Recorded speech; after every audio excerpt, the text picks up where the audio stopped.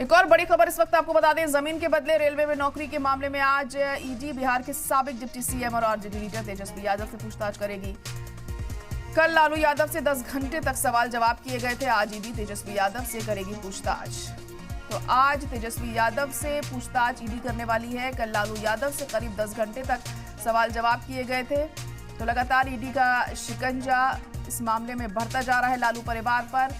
कल लालू यादव से पूछताछ हुई थी ईडी के दफ्तर में और आज तेजस्वी यादव से पूछताछ होनी है।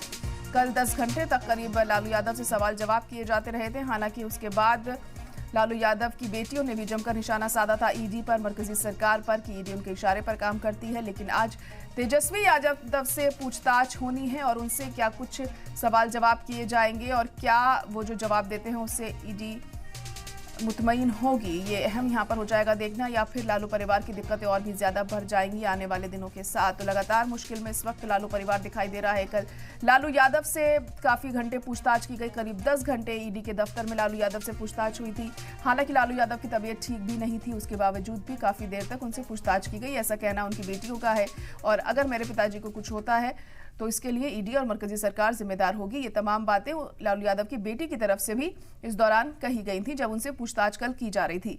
वहीं आज तेजस्वी यादव से पूछताछ होनी है और तेजस्वी यादव से पूछताछ के दौरान ईडी के क्या कुछ सवाल होते हैं और किस तरह से तेजस्वी यादव उन तमाम सवालों का जवाब देंगे, ये बहुत अहम यहाँ पर हो जाएगा देखना। क्योंकि लगातार जो दिक्कतें हैं आरजेडी की भी बढ़ती जा रही हैं, हाल ही में सरकार भी उनकी गिर गई और अब ईडी का शिकंजा भी उन पर कसता हुआ यहाँ दिखाई दे रहा है। लालू परिवार की दिक्कतें बढ़ती जा रही हैं।